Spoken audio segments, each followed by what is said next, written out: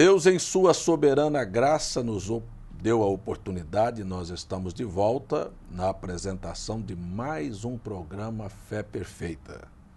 Este programa apresenta a mensagem que precursa a segunda vinda de nosso Senhor Jesus Cristo. É a mensagem de um profeta que Deus enviou para esta geração, que talvez você não saiba. É o 7º anjo de Apocalipse, capítulo 10, verso 7. Talvez você não tenha lido na sua Bíblia que antes do grande e terrível dia do Senhor, Elias viria para converter o coração dos filhos de volta à fé dos pais. Malaquias 4, versos 5 e 6. Hoje nós temos aqui conosco, ainda nos honrando, a presença do pastor Messias, da cidade de Salvador, do estado da Bahia, que está conosco nesta participação deste estudo que estamos fazendo sobre o livro de Gênesis. Nós vimos a aliança que Deus fez com Noé, vimos a semente que passa pelo dilúvio e se manifesta do outro lado, a semente do mal, e vemos isto com uma tipologia, porque na verdade a maneira como Deus usa para limpar a terra é a mesma que Deus usa para limpar o homem, que também veio da terra, não é? Aqui o primeiro batismo que a terra sofre é com água para limpar parte da maldade. Isto prova que o homem não é regenerado pelas águas do batismo, porque a terra também não foi, não é? E nós temos aí a sequência que depois a terra sofre um batismo de sangue com nosso Senhor Jesus Cristo, derramando o seu sangue para remir os pecados, que também a gente pensa que resolveu o problema. Mas vamos chegar a um grande batismo de fogo, não é? Que será o extermínio, quando não vai ficar nem raiz nem ramo, que também fala de que o homem pode ser batizado, pode ser santificado pelo sangue de Jesus, mas que precisa a raiz do mal ser extirpada da vida dele, e isto é só através do batismo do Espírito Santo. Amém. Então, o primeiro batismo aqui que a terra sofreu foi água, e depois, então, nós vamos ver a genealogia de Noé no capítulo 10, que são Sem, Jafé e Cão, e vamos chegar ao capítulo 11 do livro de Gênesis, com aqui toda a terra com uma mesma língua. Olha o capítulo 11, verso 1. E era toda a terra de uma mesma língua e de uma mesma fala. Pastor Messias, me diga uma coisa, responda esta pergunta aos nossos telespectadores. Por que é que nós estamos vivendo no meio de uma confusão religiosa quando a igreja nasceu no dia de Pentecostes e era o coração da multidão dos que criam? Pastor César, na sequência do texto aqui, nós encontramos que eles construíram uma torre. Eles queriam arrumar um caminho de voltar até os céus, a presença de Deus, mas sem ser da forma que Deus queria. E, na verdade, eles queriam, com isso, fazer um grande nome, um nome para si. Não queriam dar glória a Deus, não queriam se submeter à palavra, ao conselho de Deus, conforme dissemos no programa passado, que Deus disse para Caim: se houvesse bem em ti, haveria aceitação para ti. Então eles não tinham o objetivo de servir a Deus, eles queriam apenas fugir do dilúvio, como as religiões hoje em dia tentam fugir da ira divina, mas construindo um sistema fora da palavra. Quer dizer que a questão é fazer um nome, e este é o grande problema que nós nos deparamos, que o fato é este: as pessoas morrem pelo nome de uma igreja. Se você citar o nome de uma igreja, você ofende as pessoas. E elas não se importam com o que diz a Bíblia. Elas não se importam com o que Deus falou, mas com o que a igreja ensina. E esta é uma coisa que você depara de frente. Então a igreja nasce em Pentecostes. Um coração, como aqui também estava só um povo com uma fala. A mensagem era a mesma: Jesus morreu na cruz para nos salvar. Jesus é o cumprimento de todas as profecias que foram proferidas desde o Gênesis. Todos os profetas vaticinaram sobre a vinda do Messias. Isto é o que a igreja se empenhou a fazer. Mas logo depois começaram a entrar alguns que são mais espertos do que os outros, e aí nós vamos encontrar que houve, para a gente adiantar um pouquinho, porque o tempo não vai permitir mesmo, que houve um grande debate, o primeiro deles, lá na cidade de Nicéia, no ano 325, primeiro concílio, concílio de Nicéia. E neste concílio reuniram-se 318 bispos para debaterem e formalizarem uma doutrina para o cristianismo. Esta doutrina debatida em Nicéia é o produto original, era a fala que se falava no dia de Pentecostes ou não? Não. Em Pentecostes, no dia ali no capítulo 2 de Atos, foi demonstrado que Jesus Cristo, que Deus fez a Jesus Senhor e Cristo. O nome de Jesus era que era para ser pregado em todo lugar, era Jesus Cristo. Jesus, Jesus, Jesus. Mas em Nicéia eles mudaram isso, dividiram Deus em três. Uma parte era o Pai, Filho e Espírito Santo. Três pessoas na divindade. E isto nunca foi ensinado por nenhum apóstolo. Quer dizer que em Pentecostes não se falava em trindade? Não, senhor. Quer dizer que os apóstolos nunca falaram em trindade? Não, senhor. Essa palavra não está na Bíblia. Bom, então você sabe que eu fui convidado agora recentemente para um programa de rádio e um teólogo, doutor em divindade, com tantos diplomas de teologia, de doutorado e etc., me pediram para mim falar sobre trindade, não é? Mas trindade é assim, primeiro, para falar sobre trindade não está na Bíblia. Os próprios teólogos reconhecem que foi uma infelicidade reconhecer esta palavra, escolher esta palavra para representar o que eles creem. Segundo, ela tem sido um centro de controvérsias nas religiões durante todo o tempo, começando por Nicéia. Lá em Nicéia, entre Ário e Atanásio, naquele debate, que eram os dois debatentes principais ali, terminou um exilado. Começa assim. Depois, em 381, no Concílio de Constantinopla, eles são dados como dogma da igreja. E dogma é uma mentira, é uma tradição. Dogma da igreja. Na verdade, o que aconteceu em Nicéia foi que o cristianismo absorveu do paganismo do imperador a ideia de três pessoas, porque naquela época Roma, que dominava o mundo, estrategicamente usou a igreja como um veículo para levar a sua cultura religiosa para o mundo. Sim. Então, o imperador Constantino, que na verdade tinha uma mãe cristã. A mãe de Constantino era uma conversa, mas ele era um pseudo-convertido. E ele, não querendo abrir mão da divindade que eles tinham de Júpiter, Juno e Minerva, ele simplesmente trocou isto, porque a expressão Pai, Filho e Espírito Santo, ela é bíblica. Ela está na Bíblia. A trindade não está, mas as expressões Pai, Filho e Espírito Santo estão na Bíblia, porque Deus, o Pai, foi quem gerou o corpo, e este Deus que gerou este corpo e habitou neste corpo, mais tarde veio na forma de Espírito, que é o que ele é para dirigir a igreja.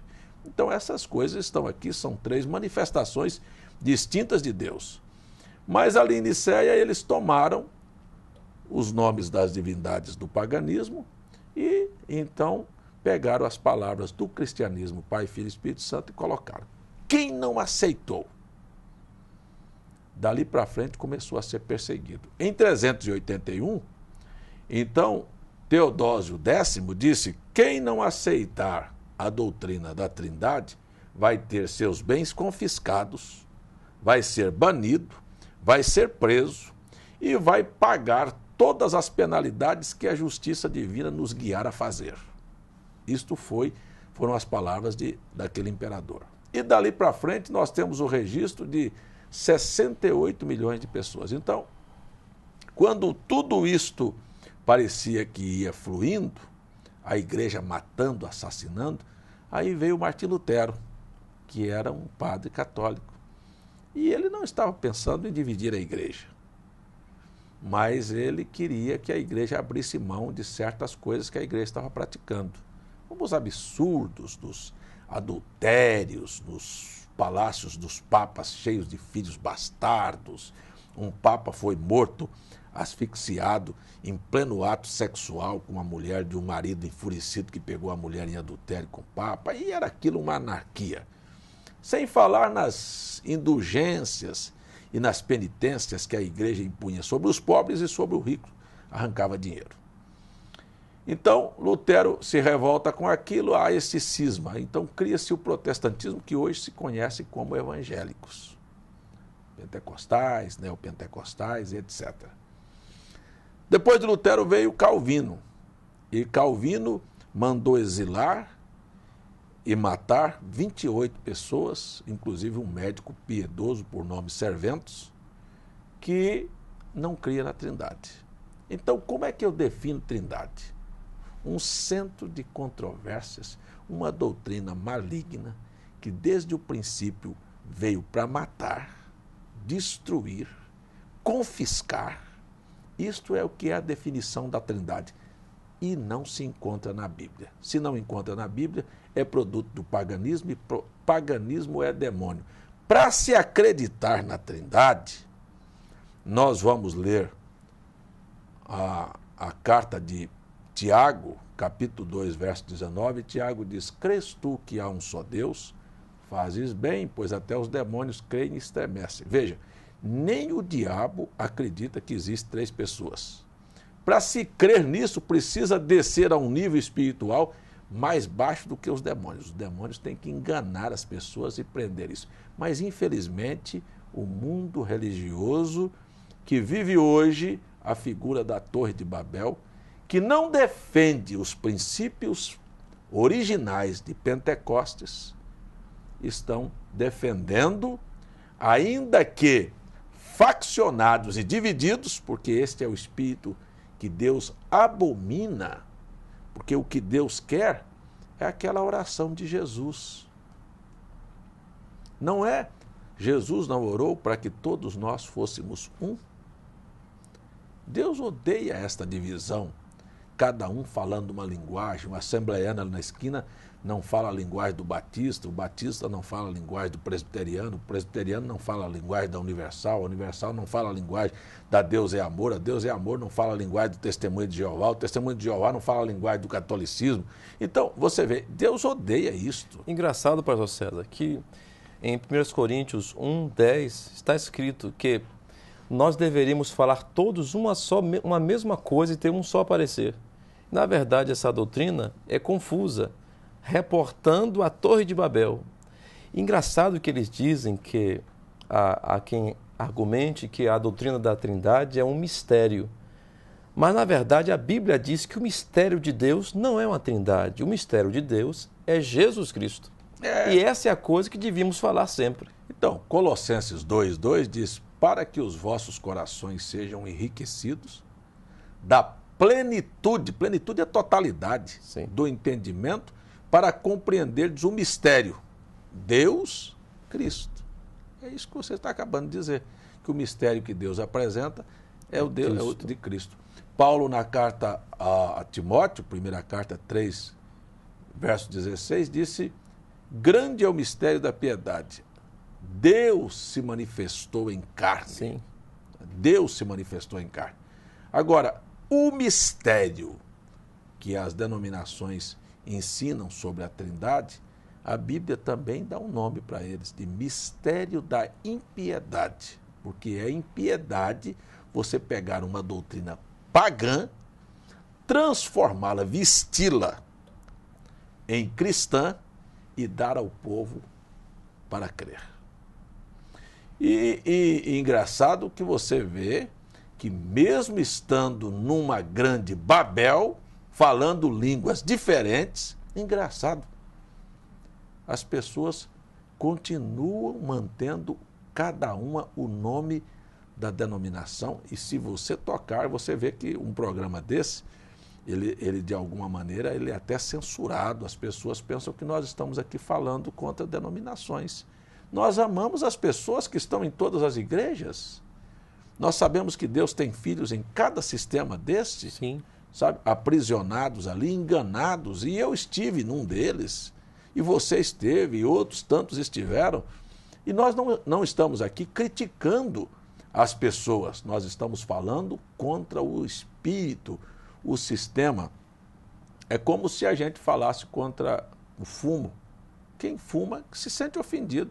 Estão falando que o fumo mata, que provoca câncer e que não é saudável e etc. E as pessoas lá ficam ofendidas. Você fala contra um sistema desse. Olha, há pessoas boas no catolicismo? Ah, sem dúvida. Há pessoas boas na Igreja Batista? Ah, sem dúvida. Há pessoas boas na Assembleia, sinceras. Eu não acredito que nenhuma pessoa esteja dentro de uma igreja querendo ir para o inferno.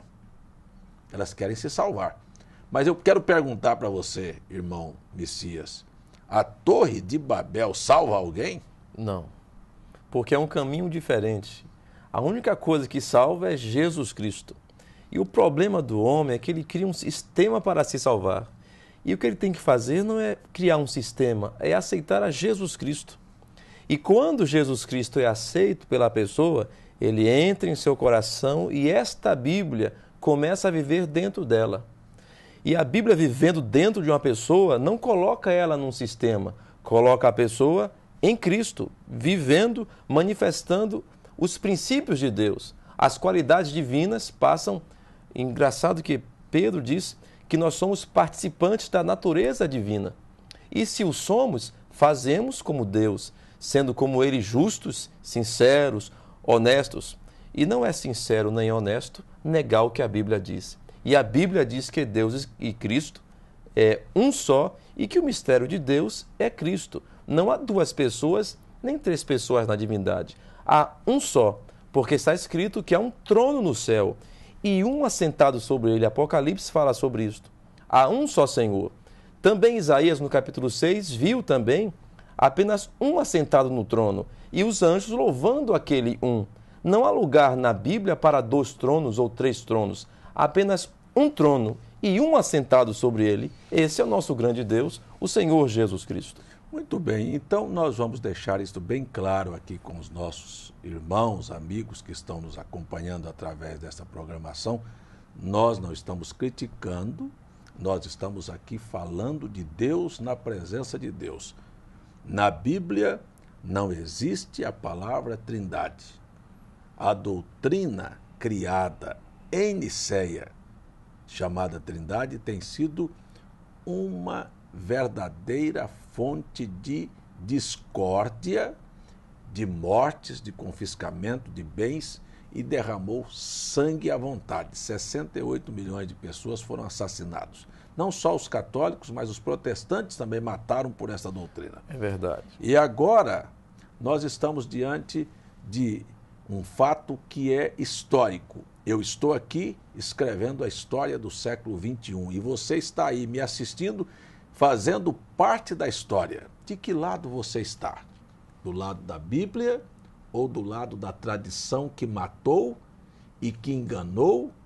E que, na verdade, a Bíblia diz assim, se você quiser conferir, Apocalipse 18, verso 4, sai dela, povo meu, para não ser participante dos seus pecados e não incorra em suas pragas. Veja só, a igreja assassinou 68 milhões de pessoas. A igreja criou uma doutrina errada. Haverá um dia de acerto de contas. Sim. Você está dentro de uma igreja que ensina e crê nisto. Preste atenção. A Igreja Católica foi citada na história, a primeira vez a palavra católica, no Concílio de Constantinopla, no ano 381. Crer na Trindade é catolicismo romano. Agora, os evangélicos não podem nunca negarem que eles são filhos da Igreja Católica, porque, inclusive, creem da mesma maneira. Mas, como haverá um acerto de contas, e Deus, sabendo que muitas pessoas estariam dentro desses sistemas e são sinceras e querem se salvar, Deus vem através de um anjo forte que desce do céu, um mensageiro, e diz: sai dela, povo meu.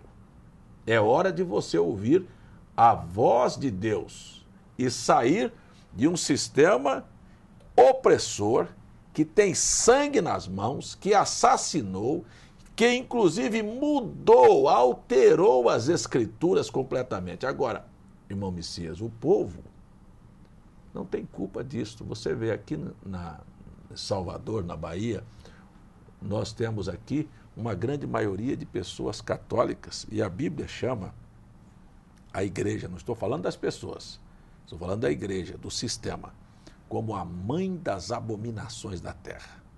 Então você pega a história e começa a ler.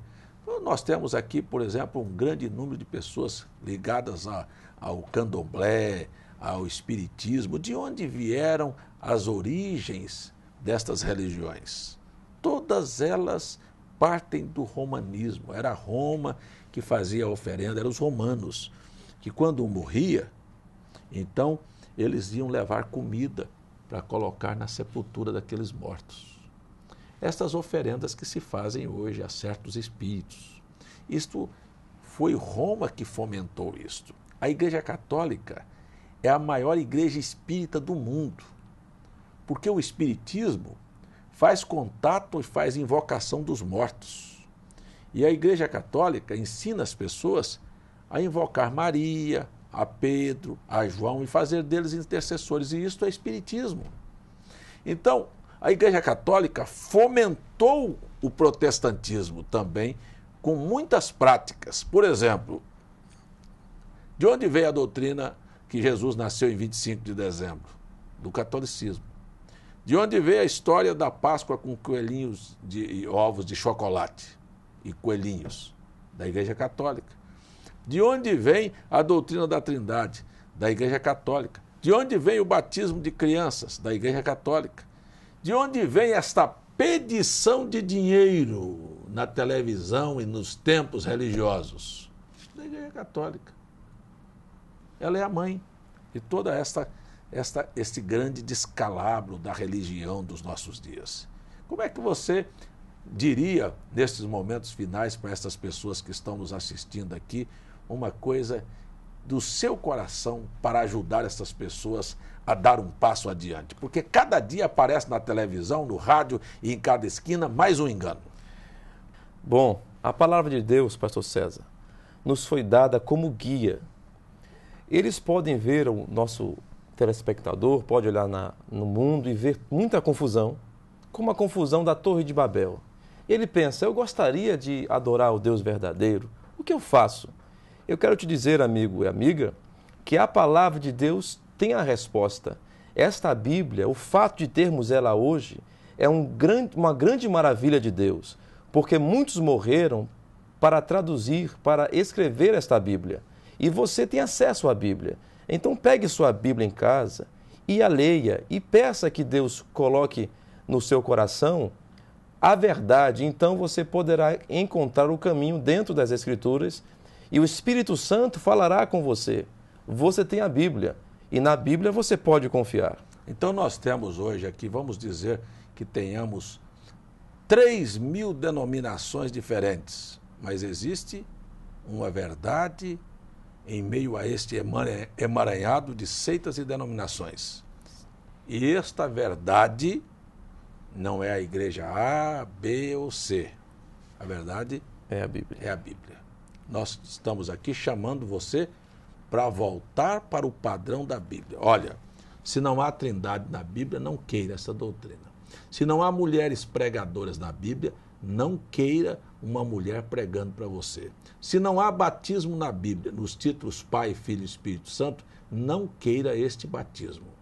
Olha, não queira nada que está fora da Bíblia. Fora da Bíblia, deixa eu dizer para você, de coração, é engano, é areia movediça e você vai se perder com toda a sua sinceridade. Quer dizer que pessoas sinceras não se salvam por serem sinceras? Não, senhor. Sinceramente, no paganismo, eles ofereciam seus filhos em sacrifício aos demônios. Mesmo assim, não se salvavam. Nós devemos estar de acordo com a palavra. Jesus disse: se você crê em mim, conforme diz as Escrituras, rios de água viva fluirão do seu ventre. Muito bem, nosso tempo acabou, eu acho uma pena, mas eu vou chamar você para orar e nós vamos voltar depois com os anúncios finais. Pai, em nome de Jesus, teu Filho, ajuda, abençoa, esclareça e que isto que nós estamos falando seja de proveito para a alma destas pessoas. Amém. Que haja cura, libertação, sobretudo revelação para estas pessoas. No nome santo de Jesus Cristo. Amém. Amém.